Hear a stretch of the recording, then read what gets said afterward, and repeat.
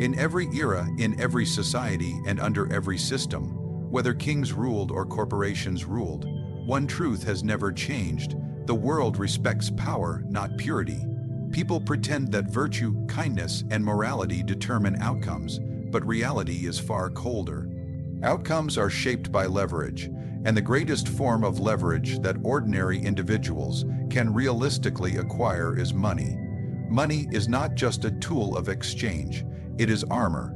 It is the only shield that protects you from humiliation, exploitation, and invisibility. Without it, you walk through life uncovered, unguarded, and exposed to every pressure that stronger individuals or systems choose to impose on you. People often lie to themselves about the nature of the world because the truth is uncomfortable. They want to believe that hard work alone matters, that talent shines by itself, that sincerity earns opportunities. But the world is not structured to reward sincerity. It is structured to reward advantage. When a person with money walks into a room, he is treated as a resource. When a person without money walks in, he is treated as a request, a demand, or a burden. This difference in treatment shapes the level of freedom each person experiences. A wealthy person can speak and act boldly because he has something the world needs. A poor person must speak cautiously because he needs something from the world. Money shifts how others perceive you, but more importantly, it shifts how you perceive yourself. It gives you the confidence to make choices that align with your ambition rather than your fear. Money removes the humiliation of dependence. It removes the anxiety of not knowing whether you will survive if something goes wrong. Most people underestimate how psychologically damaging financial vulnerability is. It is not just a lack of cash. It is a lack of power, a lack of respect, a lack of space to think clearly. When you are financially weak, you become easy to manipulate because you cannot afford to say no. When you cannot say no, you are not living, you are surviving. Every system is designed with power structures. Money lets you move between those structures instead of being trapped beneath them. Without money, your options are dictated by others. With money, you dictate options. Without money, you must accept what is offered. With money, you decide what is acceptable. This is why those who lack money often feel life is unfair, while those who possess it feel life is negotiable. Money turns life from a command into a conversation. People love to speak of equality, but equality is only a word until backed by power. A wealthy voice weighs more than a poor voice. A wealthy mistake is forgiven faster than a poor mistake. A wealthy dream is seen as vision, while a poor dream is called wishful thinking. Money puts gravity behind your presence. It forces others to calculate you before crossing you. It forces adversaries to think twice before dismissing you. Without money, you remain harmless, and in a world fueled by ambition, being harmless is dangerous. Financial strength also shields you from the cruelty of unpredictability. The world does not pause out of sympathy. Emergencies, illnesses, betrayals, crises, they strike without warning. Without money, every unexpected event becomes a threat. With money, the same event becomes manageable. The wealthy do not live easier lives because they are better people. They live easier lives because they have built walls around themselves. These walls are made of resources, and those resources buy security, time, and resilience. This is why the pursuit of money at high levels is not greed. It is survival at a higher standard. The person without money begs for mercy from fate. The person with money negotiates with fate. When you own resources, you are no longer at the mercy of every circumstance, every employer, every system, every small-minded person who holds temporary authority over you. You gain independence from the instability that crushes most people. For the wealthy, obstacles become inconveniences. For the poor, the same obstacles become catastrophes. Money also amplifies your strategic reach. It allows you to build alliances instead of depending on favors. It allows you to influence outcomes rather than wait for them. It allows you to remove threats without confrontation, to secure opportunities without pleading, and to create advantages that others do not even see. Financial strength is not merely about buying things. It is about buying positioning, buying time, buying control, buying respect, buying silence, and buying choice. Most importantly, money transforms you into someone who cannot be easily punished. Those without money can be controlled through fear. Those with money are controlled only through strategy. The world treats you differently when consequences cannot be cheaply imposed on you. And that is why money is the only shield in a ruthless world. Freedom is not a philosophical concept. It is an economic condition. People romanticize freedom as if it is something everyone is born with, but the truth is far harsher.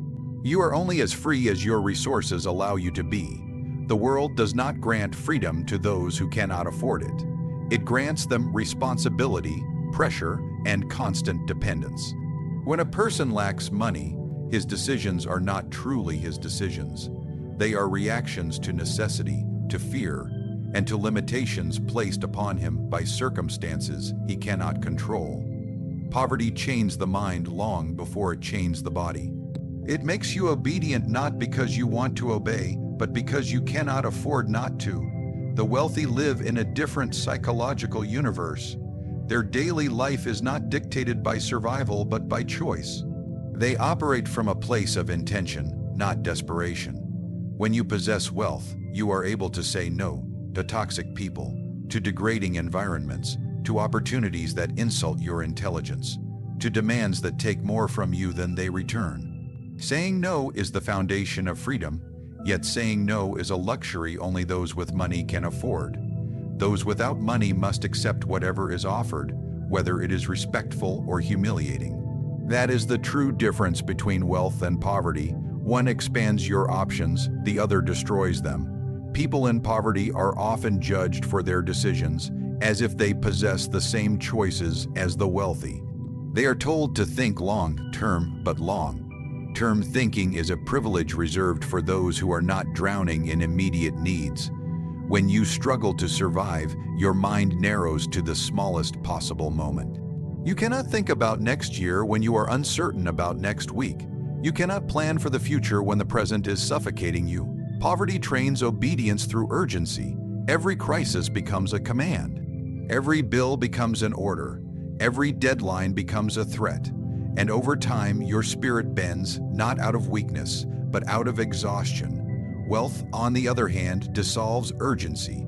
It gives you time. And time is the purest form of freedom because it allows you to control your pace, your reactions, and your direction.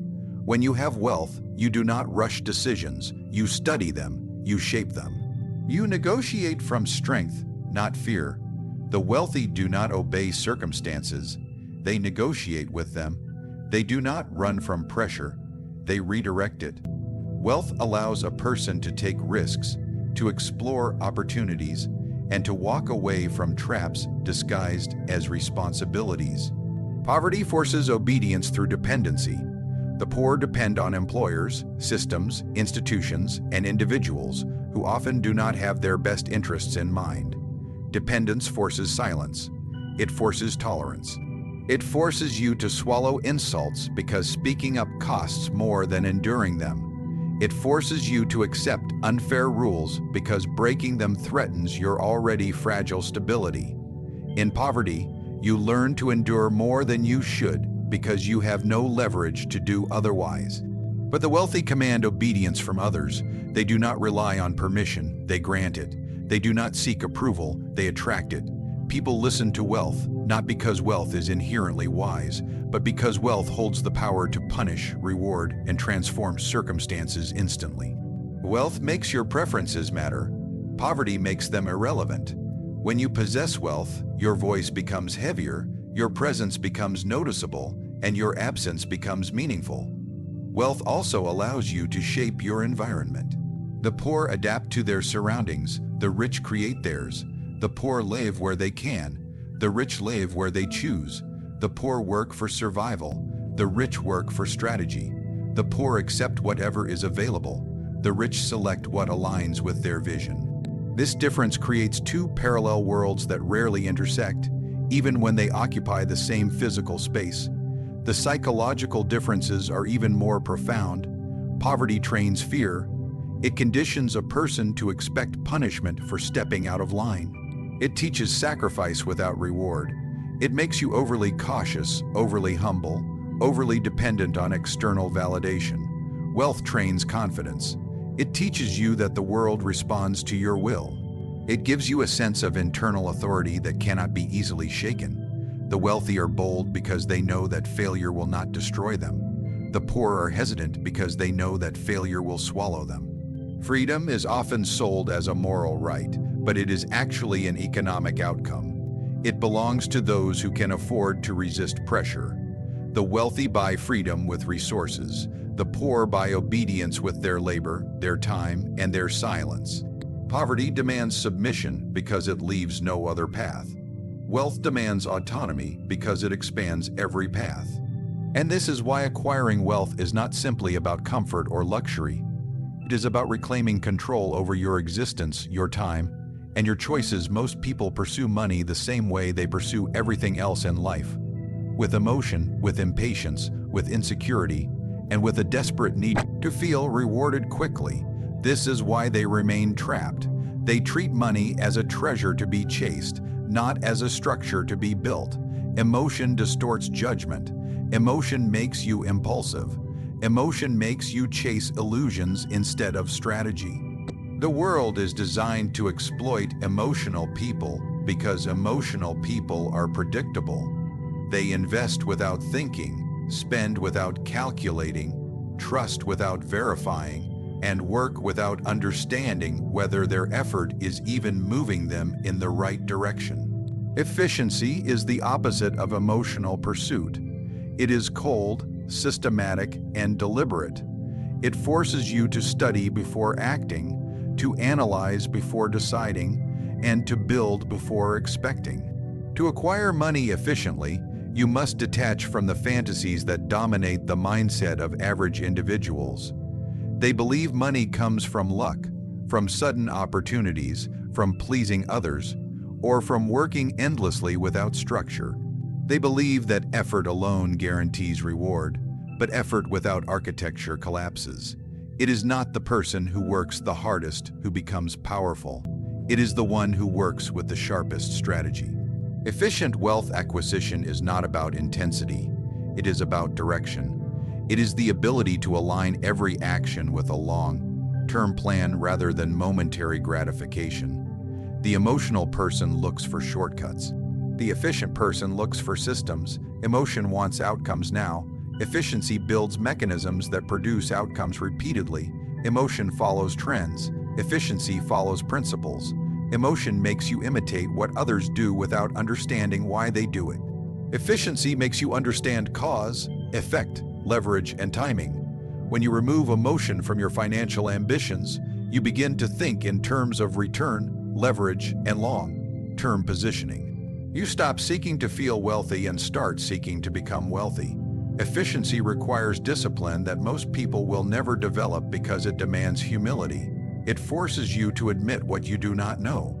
It forces you to confront the weaknesses in your strategy. Emotional people cannot do this because their pride is louder than their progress. They cling to fantasies about their abilities, believing that wanting something is the same as being qualified to achieve it. Efficiency is merciless with illusions. You study the marketplace, identify what is needed, evaluate your strengths, calculate risks, and design steps that move you closer to financial dominance. No wishful thinking, no reckless gambling, no dependence on miracles. Emotionally driven individuals constantly compare themselves with others. They waste energy trying to look successful instead of building success. They buy too early, show off too soon, celebrate far before they have accomplished anything. They spend money to impress people who have no power to change their lives. Efficiency eliminates this impulse entirely.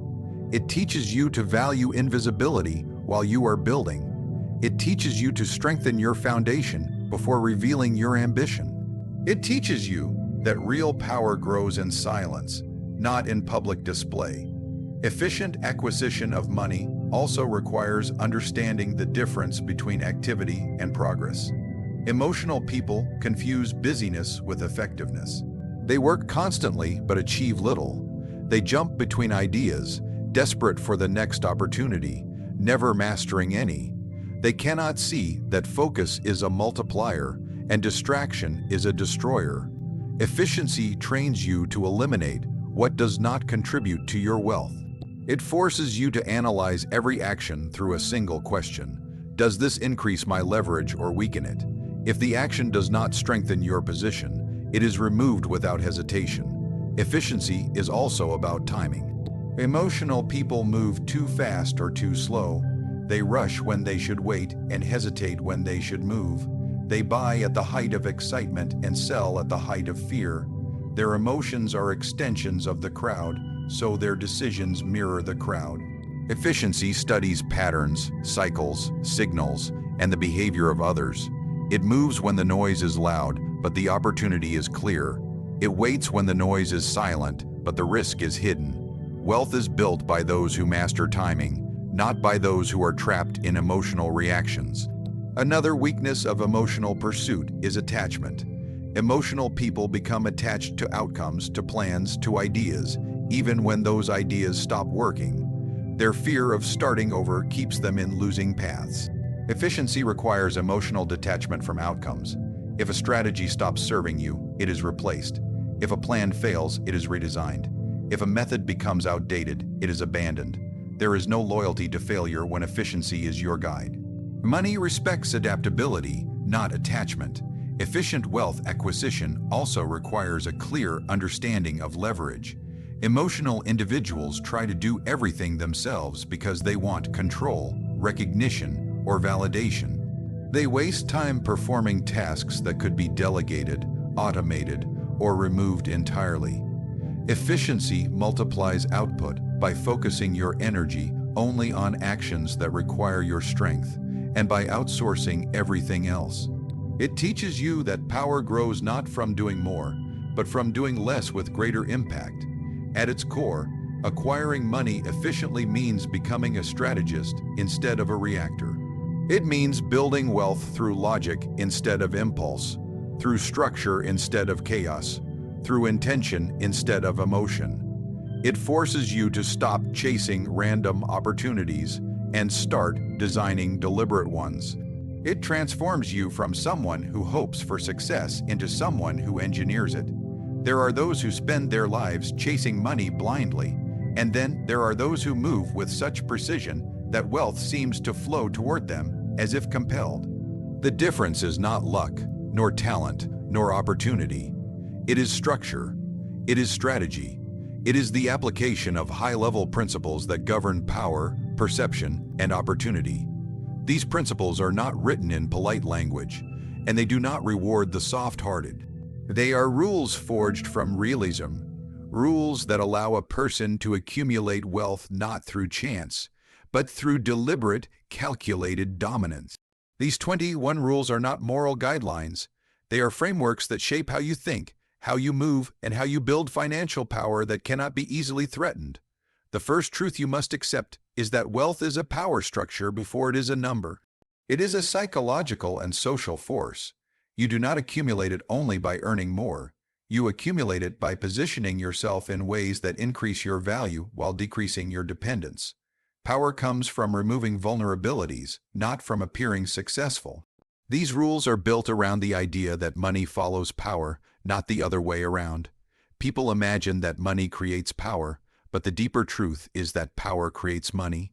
The more influence you hold, the more opportunities flow toward you, and the more people become eager to align with you. Power attracts capital because capital seeks stability, competence, and authority. These rules also force you to master perception. The world you operate in is not logical, it is psychological. People do not respond to your intentions. They respond to your presence, your confidence, your silence, your mystery, and your ability to hold emotional distance. To acquire wealth consistently, you must learn how people think, how they react, what they fear, and what they respect. Wealth creation is not merely an economic game. It is a psychological battlefield. Those who master human behavior control the flow of resources.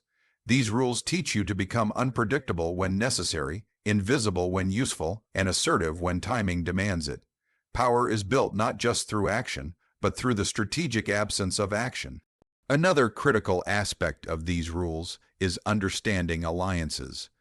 Most people fail financially because they align themselves emotionally, not strategically. They choose friends, partners, and collaborators based on comfort rather than value. They place loyalty above progress and sentiment above advantage. In the world of power, alliances must be chosen with precision.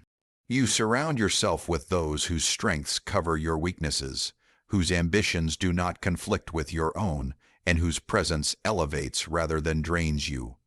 Wealth grows in environments where alliances create leverage rather than dependency.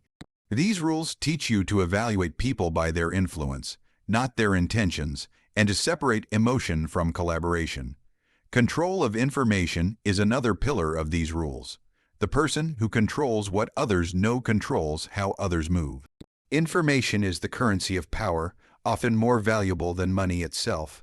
When you reveal too much about your goals, people position themselves to obstruct you, copy you, or outmaneuver you. When you reveal nothing, they cannot predict you, and unpredictability is a form of power that protects your financial plans from being disrupted. These rules emphasize silence, discretion, and strategic ambiguity. They teach you to reveal only what strengthens your position and conceal everything that gives others leverage over you. Timing is also embedded deeply within these 21 rules. Wealth is rarely built by moving fast. It is built by moving at the right moment. Most people fail not because they lack opportunities, but because they misread timing. They enter too early when the ground is unstable, or too late when the advantage has already been taken. These rules train you to watch patterns, anticipate shifts, and strike when your move will have maximum effect with minimum resistance. Power becomes effortless when timing becomes instinctive. Discipline is another foundation. Wealth requires long periods of restraint, control, and delayed gratification, traits that emotional people cannot sustain. These rules force you to break the habits that sabotage financial progress. Impulsiveness, oversharing, seeking validation, reacting without thinking, and wasting energy on meaningless battles. Discipline builds momentum, and momentum becomes a force that compounds your wealth in ways others cannot see until it is too late for them to catch up. The rules also teach you to weaponize detachment. When you detach from fear, from outcomes, from the need to be understood, you become harder to manipulate. Emotional attachment is one of the fastest ways to lose leverage. Whether in negotiations, partnerships, or financial decisions, the person who is less attached has more power. These rules sharpen your ability to walk away, and walking away is often the strongest position in any interaction involving money or influence. Finally, these rules are designed to make you think like someone who is building an empire, not someone chasing survival. They elevate your perspective. They force you to see wealth as a long-term conquest, not a short-term achievement. They teach you to move beyond the mindset of earning and into the mindset of multiplying. They train you to convert opportunities into systems, systems into leverage, and leverage into unchallenged financial dominance. In a world governed not by fairness but by force, the pursuit of wealth is not a luxury. It is a necessity. Money shields you from exploitation, grants you the freedom to choose your destiny, strengthens your ability to think strategically, and positions you among those who shape outcomes rather than suffer them. It transforms you from a subject of circumstance into an architect of circumstance. Wealth does not simply elevate your lifestyle. It elevates your power, your voice, your options, and your future. When you understand that survival, influence, and respect depend on your ability to acquire money with precision rather than emotion, you stop playing the game blindly and start playing it deliberately. You stop reacting to the world and begin directing it. You adopt rules, principles, and systems that remove weakness and replace it with leverage. You see that money is not the goal, power is, and wealth is the engine that drives that power forward. Those who grasp these truths rise. Those who ignore them serve. In the end, the world does not reward the well-intentioned, It rewards the strategically prepared. Wealth is the difference between being controlled and becoming impossible to control.